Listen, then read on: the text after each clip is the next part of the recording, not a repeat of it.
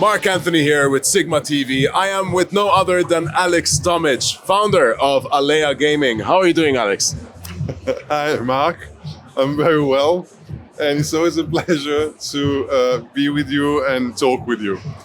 We've had countless conversations, me and you. Latest one was actually in Barcelona last year. Yes, we did in September. We did this mini series about Alea, and it had a great success on social media.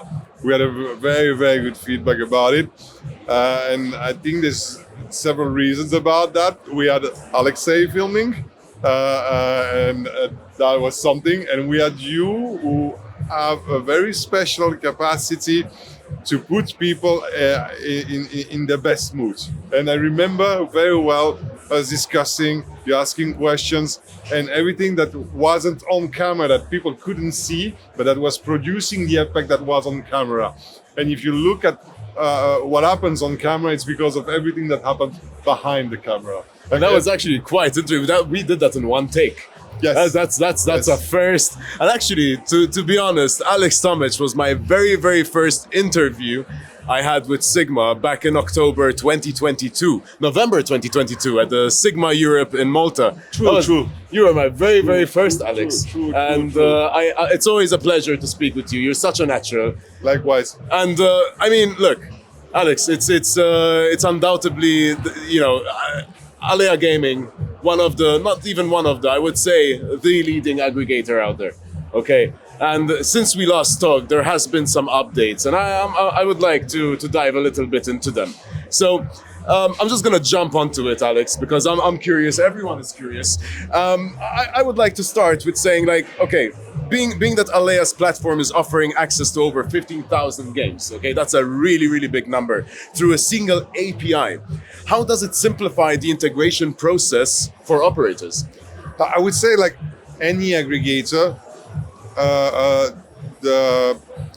the main point of using Alea is what you said. You have one integration, you have one contract, you have one negotiation, and you get 250 software providers. I think it's 25,000 games today. I mean, it's keep growing. I stopped counting. Okay.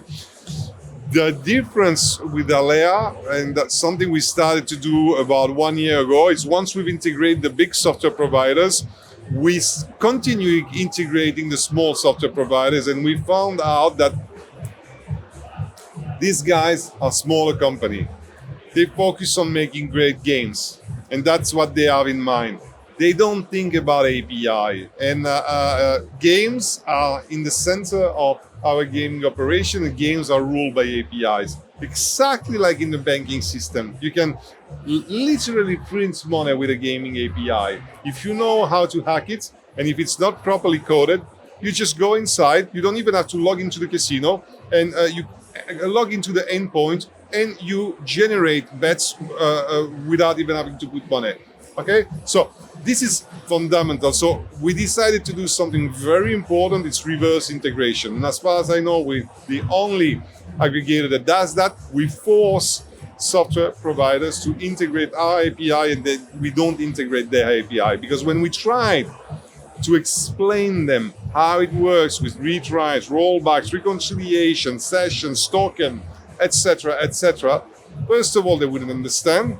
And second, they would say, it's not necessary, let's go live without it. And we said, no, it's not possible. It's like a banking API. We're not PCI compliant, but we need to reach that level. And I think we are the only one who really took that approach.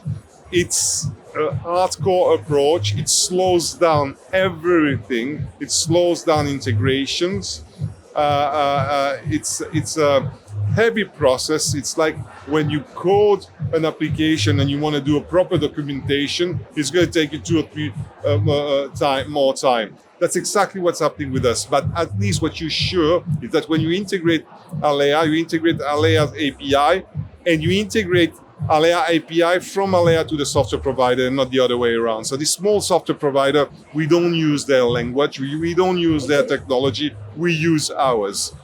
and that is very important. And the other update since we've talked last time is that we tremendously grew, and especially in LatAm, where we're the number one aggregator. Multiply the numbers by 2 last year and by 3 just on Q1 this year, becoming the number one aggregator in LatAm, and probably one of the biggest top 3 in all geos. Yeah. Wow, that does definitely set you apart from the competition, I must say. I mean, I can't say we got lucky because we have an amazing team. We worked a lot. We took the right decision. We put up together the right team. We gave everything to people to succeed, to the people inside the company. It's a conversation we had. We gave them everything we could to make them feel comfortable, to make them want to work in a proper environment, and it paid off. I mean, when you invest in people, it pays off. And not only that, customers, they see it. If you invest in your people become the first sellers of your product. They're believers in the product. They pass that on to the customer. The customers also sees that. And the customers, when they discuss, let's say with our account manager, sales manager, anyone in the company, they know what we do for them, and they know that we're going to do the same thing for the customer. So it's a mindset that starts with your employees, but then applies to your customers. Exactly. Alex, I have so many questions to ask you, so I'm literally choosing over here. But if I were to choose one over here, is innovation is definitely a key aspect of Alea, and I've seen it when I came last year in Barcelona to visit you. But what would you say is the aspect of Alea's strategy? Like how does Alea stay ahead of the industry trends, okay, and continuously improve their platform? We are very, very much tech-based. I would say that if we were not in gaming, we would be in tech. And we are a PaaS, which is a platform as a service. That's what we do. We also had extensive conversations inside the company where we want to change the business model. And usually what an aggregator does, we put 2% on top of the price of the software that we buy. And we wanted to change that business model and charge it per millions of transactions, because we believe we are a technological company. And that mindset, that belief, that knowledge makes that we work very differently than other gaming companies. We work more like a banking company. We are a game aggregator, but we have the same processes and the same standards as a payment gateway. So basically, we integrate all these. Actually, we don't. They integrate us now, like a payment aggregator is doing with acquiring solutions. Okay, we apply high level of security standards, and we work with technology. And that's why today we believe we are the only aggregator to be at the level of the banking industry in terms of standards. Super, Alex. Well, how would you say that has Alea's technology advancements played a role in supporting its growth, particularly though in emerging markets? So, in emerging market, what happens is you have a lot of fraud and a lot of hackers. It's normal. Take a market as Brazil. You have a lot of poor people that are therefore very motivated to hack companies that are in an industry like ours where we are making money. I mean, we're not a poor industry. We know we make money. Everybody knows that the house always wins, okay? So we have a lot of hackers, highly motivated, very skilled, that are challenging APIs. And we talk about game APIs. I mean, if you talk with Continent 8, they've been fighting DDoS attacks because that's their business. Basically, they are a hosting company dedicated to our gaming industry, probably one, if not the best hosting company for the gaming industry. And what they were saying is that what they've seen is that all the hacks move from DDoS. Nobody's doing DDoS anymore because they know how to mitigate it, to hacks of APIs, whether it's banking APIs, very hard to hack. okay? Because 3D stickers, because all these protocols, to gaming APIs, very, very easy to hack. And when you hack a gaming API, you're literally printing money. So that's what's happening in the emerging markets is you have all these very highly motivated and skilled hackers that are going into casinos that are making between 50 and 100 million GGR per month, and they're just taking 1 million, 2 million per week or per month out of their operations. It's a silent bleeding. They don't even notice it. They funnel the money through other software provider, generating more GGR, but making it very difficult. So more money to pay by the operator, the software provider, but make it very, very difficult for the fraud team to see what is really happening. Okay, and we saw that a lot in CIS. Okay, and now we see it emerging in Brazil. So Brazil is the new hacker Eldorado. Interesting, Alex. Well, give me some feedback then that you actually received from clients that have recently onboarded with Alea, and how has this influenced your approach into market entries? So, I don't want to give examples of softwares or operators that has been hacked. Okay? I can't give names. No, of course. What I can tell you is that it happens a lot. We're talking about minimum 1-2 million to 200 millions that would happen over a period of 1.5 year. That's why I call it a silent bleeding. If they manage to do 1 or 2 million per week, you have 52 weeks per year, and they just take the necessary amount on a big operation, which generating, in that case, it was more 200 to 300 million GGR per month. They don't see it, and when they see it, we talk about 200 millions. Okay, so that's what we see. There's two approaches to fight that. You monitor your transactions. It's a very passive approach.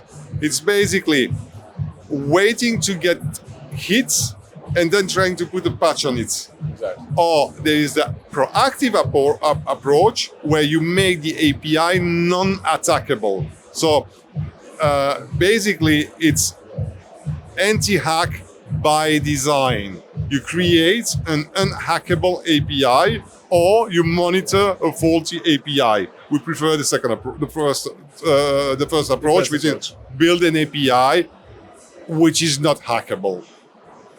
Of course, we continue monitoring. We always monitor because there can be other things that are happening. There could be sometimes collusion between staff of the operator or staff of the software provider and some external people that are coming as players. So we do continue monitoring. But when the API has retry, rollbacks, when you have sessions, when you have credentials, it's very hard to hack it. The APIs that are hacked are APIs where basically you can log in without credentials. Okay. Well, I'd like Alex, if possible, as a final 2 questions for you today. I'd like to jump on another topic. How does Alea plan to continue supporting the clients in the industry as it evolves, and what are the challenges that actually arise for you? Regulation, as always. What can I say? Regulation is the number one challenge. Of course, there is competition. You see it as the biggest hurdle, though. Yeah, obviously, because you have to dedicate so much of your resources in order to be compliant. You have to change a lot of things within your company. Don't get me wrong. Most of the time, it is how it should be done. But we see a lot of regulators not having a clue of what should be done and literally killing the markets. Okay. So that's one of the biggest challenge. Regulations, competition is a challenge. Of course, we're not the only one out there. There are other very good aggregators out there. There are bad aggregators also, and on one side, software providers that don't understand the necessity of raising the standards and that basically just want to make money and don't understand that these APIs should be protected. And even worse, but less, operators that don't understand that. Do you think though there's enough awareness out there for them to No, actually step it in up? our industry, completely not. That it's like that. We're an industry where technology, at a technology level, we're not at the standards of any other industry. We're really far behind the banking industry. All software suppliers should have be ISO compliant. They're not. I mean, we're very, very far from that. And it's very hard to understand if you think about it, because we are one of the only industry with the banking industry when there's money in and money out. We do pay out. I mean, you don't pay out on Amazon. Amazon, you go, you pay, and you get the good in exchange. In our industry, you put a bet, and if you get a win, you can withdraw money. So we should be one of the most secure industry in the world, and we're not. And that's why we see more and more people that are getting a passion, that are making a living out of hacking online casinos, especially since we have the rise of crypto casinos. You seem to be very well concerned about this, which is why, not probably, but most definitely, you are at the state you are at the moment. Why Alea is on the pedestal it is at the moment. So the concern is what keeps the I would say what will keep the standard and what would raise the bar. What keeps on raising the bar for you? So yeah, it's very easy. It's like piranhas. We had a couple of hackers 2 years ago. This ecosystem has grown a lot. And you have to be bitten in order to actually, have that concern, to want to actually prevent it and to make the industry aware of. But what's changing is that operators and software providers are getting more and more aware, because the hacks are becoming, they're happening on a daily basis on a very big platforms. Again, I won't name them. Very big software providers, very big operators. Now, the industry has discovered, let's say, a year ago, that we were working with faulty gaming APIs. They were like, we were starting discovering that, and now it's becoming a real concern. So it's not just me talking about it. I think I was one of the first one to raise the topic. Now everybody knows about it. Now, what is the solution to monitoring? Or do reverse integration and have a technological partner like us in the middle that is going to enforce their API on the software provider. The other way to do it, because I don't want to be here just to do a sales speech, is if you're an operator, build your own integration team, like we did when we were an operator. We built our own internal aggregator, but don't do what we used to do. We were a Babel tower. We were speaking 250 different languages, integrating 250 different APIs. Now you need to reverse that completely. You build your own team, they're dedicated to integration. You don't want to have your developer rockstar that's working on the front end and back end, and you tell him, okay, integrate this API. First of all, he's not going to like it. Second, he's probably not going to do it very well, even if he's good. It needs to be something that's repeated, like a surgeon that does the same thing again and again.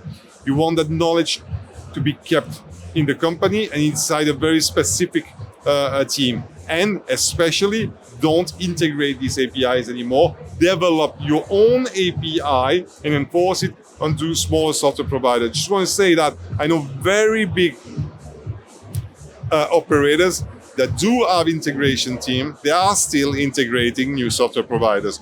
If I take Kindred, for example, the Bard Relax, they don't do that. I think Betson neither. You need to integrate the API. But they understood.